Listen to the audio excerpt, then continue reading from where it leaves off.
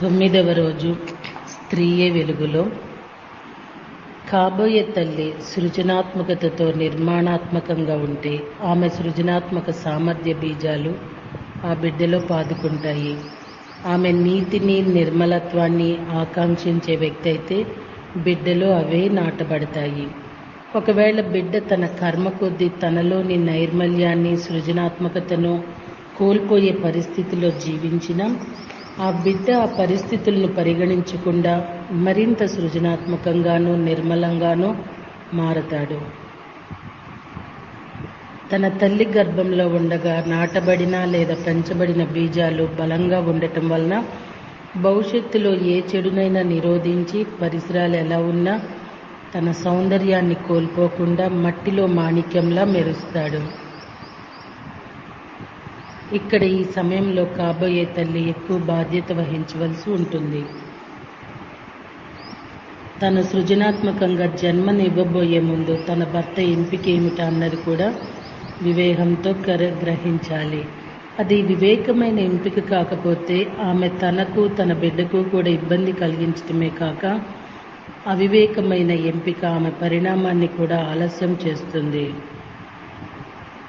ఆమె భర్త యొక్క ఆర్థిక స్థితిని మాత్రమే కాక అతని మానసిక, అనుభూతిక అభివృద్ధితో పాటు ఆధ్యాత్మిక వికాసాన్ని కూడా పరిగణనలోకి తీసుకోవాలి. అతనిలోని నిజమైన వ్యక్తిని తన అంతరావబోధ శక్తితో దర్శించగలగాలి. ఎందుకంటే ఆమె శ్రమలో బాధ్యతతో పాలు పంచుకునే వ్యక్తి అతనే. మరి తల్లితనానికి సంసిద్ధపడటంలో స్త్రీలు వివేకమైన ఎంపికలు చేసుకునే విధంగా జ్ఞానం పొందాలి. కష్టం, ఒత్తిడి ఉన్న సందర్భాల్లో తమ ఉద్వేగాలను, ఆలోచనలు అదుపులో ఉంచుకోవటం వాళ్లకు చెప్పాలి. గర్భవతులైన స్త్రీలు కర్మాగారాల్లోనూ, మానసికంగా, అనుభూతికంగా కల్లోల ప్రదేశాల్లోనూ లేదా 1000 సమస్యలతో వాళ్లకు అసహనము, నైరాశ్యము కలిగించే కార్యాలయాల్లోనూ పనిచేయవలసి రావటం ఎంతో దురదృష్టకరం. రాబోయే రోజుల్లో ప్రత్యేక పాఠశాలలో కాబోయే తల్లులు తమ ఉద్వేగ, మానసిక ప్రకృతి నుండి వేరు చేసి ఏ ప్రభావము పడకుండా చూసి ప్రతికూల అనుభూతుల దాడి నుండి తమని తాము రక్షించుకునే శిక్షణ ఇవ్వబడుతుంది.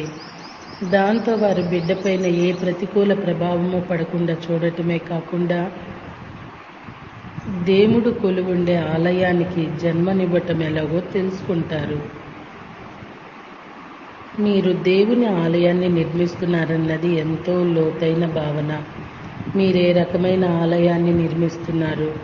భౌతికంగా ఆరోగ్యంగా లేని దానిని, వక్రీకరించిన అనుభూతులు ఉన్న దానిని, మానసికంగా వైకల్యం ఉన్న దానినేనా? లేదా భౌతికంగా, మానసికంగా, అనుభూతికంగా, ఆధ్యాత్మికంగా ఎంతో సౌందర్యభరితమై దేవుడు దిగివచ్చి జీవించే లేదా ఆత్మ దిగివచ్చి జీవించే ఆధ్యాత్మిక వికాసానికి గొప్ప అవకాశాలను వెదజల్లే సజీవాగ్ని వంటి దానినా? రాబోయే కాలంలో కాబోయే తల్లులు తమ మహాద్భుత కళాఖండాలను అందించడానికి గాను తనని తాను సిద్ధపరచుకున్న అత్యున్నత భౌతిక, మానసిక, అనుభూతిక, ఆధ్యాత్మిక పరిస్థితులు కల్పించబడతాయి. పురాతన సమాజంలో గర్భవతులైన స్త్రీల కోసం 16 విషయాలు అనుసరించేవారు. 1. కాబోయే తల్లిని ఎప్పుడు ఏకాంతంగా ఉంచి ఆమె పట్ల ప్రత్యేక జాగ్రత్త తీసుకునేవారు. 2. ప్రకృతి సౌందర్యము, నక్షత్రాలు ఆమె చుట్టూ ఉండేటట్లు చూసేవారు. ఉత్తేజము, ఉల్లాసము, ఆధ్యాత్మికతలతో కూడిన మృదువైన శ్రావ్య సంగీతంతో ఆమె పరిసరాలు నింపబడేవి. ఉత్సవాలకు, జానపద నృత్యాలకు తీసుకువెళ్లేవారు. నదుల, సముద్ర తీరాల్లోనూ, అడవిలోనూ సుదీర్ఘంగా గడుపుతూ ప్రకృతి గీతాన్ని వినే అవకాశం కల్పించేవారు. గొప్ప నాయకుల కథలు వినిపించేవారు. నైర్మల్యం, మంచితనం, సౌందర్యం, సృజనాత్మక భావాలతో పాటు క్షమ, ప్రేమ, దాతృత్వాల దిశగా మతం దారి చూపేది. ఆహారం అతి ముఖ్యమైన విషయము. పొగ, మత్తు పదార్థాలు, మాదక ద్రవ్యాలకు దూరంగా ఉంటూ పండ్లు, పాలు, కూరగాయలు, గింజలు తీసుకోవాలి. గర్భవతిని చూడటానికి వెళ్ళే వాళ్ళు కూడా ఎంతో విచక్షణ కలిగిన వాళ్ళు అయి ఉండాలి. ఉత్తమ విలువలు కలిగి అందంగా ఆరోగ్యంగా ఉంటూ చక్కటి వస్త్రధారణ కలిగి ఉండాలి. ఆమె దగ్గరకు ప్రతికూలమైన బాధాకరమైన కలత పెట్టే వార్తలు చేరకూడదు. ఆమె ఆ తీరిక సమయాన్ని లలిత కళా సాధనకో చదువుకో ఉపయోగించవచ్చు. తీవ్రమైన శబ్దాలు ఆ దరికి చేరకుండా చూడాలి. పరిసరాలు మనోహరంగా ఉండాలి.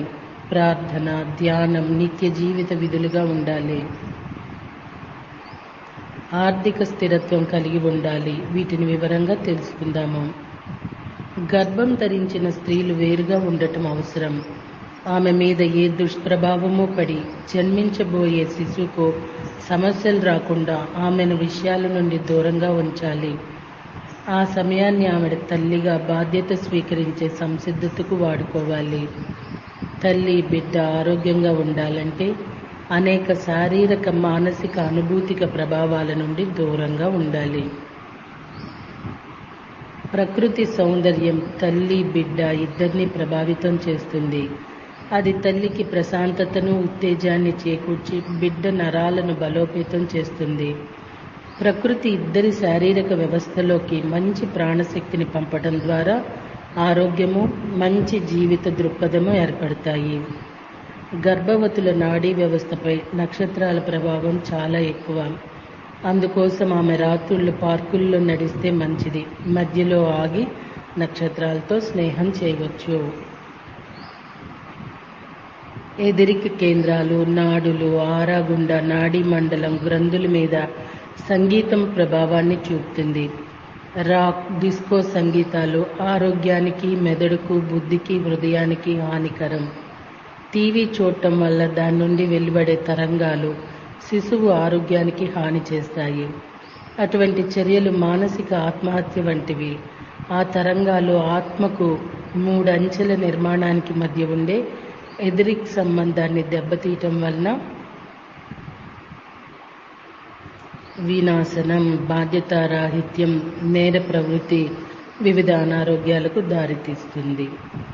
మంద్రము, శ్రావ్యమైన సంగీతం ఆరోగ్యాన్ని చేకూరుస్తుంది. బిడ్డకు జన్మనివ్వబోవడం అనేది ఎంతో పవిత్రమైన విషయం. అది ప్రకృతి గొప్ప అద్భుతాల్లో ఒకటి. ఆ బిడ్డను ప్రత్యేకమైనదిగా చేయడానికి శ్రద్ధ చూపాలి. కొన్ని సంప్రదాయాల్లో గర్భవతి అయిన స్త్రీ వద్ద జానపద నృత్య ఉత్సవాలు జరుపుతూ ఉంటారు.